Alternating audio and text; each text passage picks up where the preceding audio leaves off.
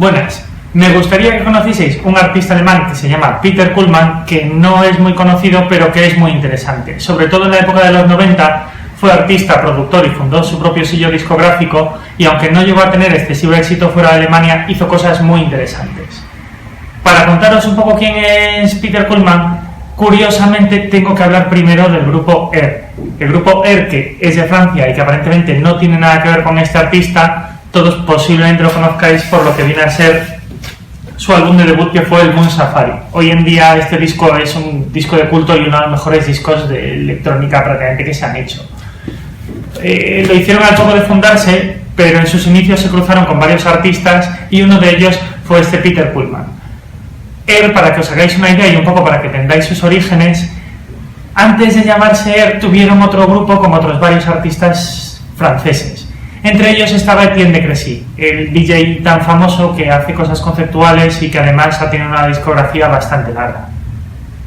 Lo curioso es que ese primer grupo, se llamaba Orange, no terminó de cuajar, principalmente porque prácticamente todos los artistas que estaban en él, que eran 5, tenían intereses muy dispares. Por un lado estaban los dos miembros de Air, que eran gente muy seguidora de lo que era la rama de Vangelis, de Jean-Michel Jarre o de Brian Eno, muy basados en la electrónica ambiental, en la electrónica más de sinfonía, y por el otro lado teníamos los artistas que eran mucho más discotequeros, como Etienne de Crécy. De hecho, si nos fijamos un poco en la electrónica que se hacía en Francia a mitad de los 90, seguramente Etienne de Crécy es mucho más representativo que lo que viene a ser. El grupo no terminó de cuajar, estuvieron muy poco tiempo intentando hacer algo y no llegó a salir nada de hechas. Entonces cada uno decide tirar por su lado y los dos miembros de Air continúan juntos. Continúan juntos porque curiosamente los dos miembros de Air tienen muchas cosas en común antes de fundar el grupo. Para que os hagáis una idea, los dos son franceses, por supuesto, pero son parisinos y encima son de Versalles. Es un sitio muy pequeño en el cual además los dos tienen la misma edad, tienen la carrera completa de solfeo y aprendieron en el conservatorio una enorme cantidad de instrumentos, y encima los dos estudiaron arquitectura en la misma facultad, con lo cual se conocían un poco ya de toda la vida. Tenían gustos muy parecidos y entonces pues cuajaron bastante bien. Después del fracaso de Orange, en 1995 fundaron el grupo Air. Amor, imaginación y sueño. El caso es que en 1995 fundan el grupo y al muy poco tiempo ya sacan su primer single prácticamente autoproducido, que es el Modular Mix, que todos lo conocemos porque es con lo que arranca lo que fue su primer amago de disco, que fue el Premier Symptoms, que hoy en día es muy conocido, pero cuando salió realmente pasó muy desapercibido. A los pocos meses, ya en 1996, sacaron el Casanova 70, lo que fue su segundo single, también incluido en este disco. Y la verdad es que tuvieron bastante éxito ya desde el principio, y las discográficas en Francia se lo rifaron muy rápido. Se hicieron prácticamente conocidos, daban conciertos a menudo. De hecho, ellos ya prácticamente al poco de sacar el Modular Mix ya ficharon por una de las ramas de Virgin en Francia. Y no pasaron ni 2 años hasta que juntaron esos dos singles con otras piezas más y sacaron su primer amago de disco, que fue el Premier Symptoms. Un discazo. Y por un lado fue todo muy rápido, pero por otro lado tampoco llegó a tener finalmente el éxito que se esperaba de ellos en la filial de Virgin. Aquí pasaron varias cosas. La primera es que, como ya os comenté, la electrónica francesa un poco tiraba por otros caminos, eran mucho más discotequeros. Entonces este rollo, Vangelis, Jean-Michel Jarre, un poco Brian Eno, no terminaba de ser excesivamente comercial en la escena francesa. Tanto fue así que tuvieron más éxito en el Reino Unido que en Francia. De hecho, tras el Premier Symptoms, un poco deciden tomar riendas sobre el asunto y Virgin directamente de su propia mano decide editar el Moon Safari. Lo que nadie conoce, o es muy raro que alguien conozca, es que hubo un gran problema cuando Virgin cogió a estos dos chicos, cogieron el Modular Mix y cogieron todas esas primeras piezas y las quisieron empezar a editar como Dios manda.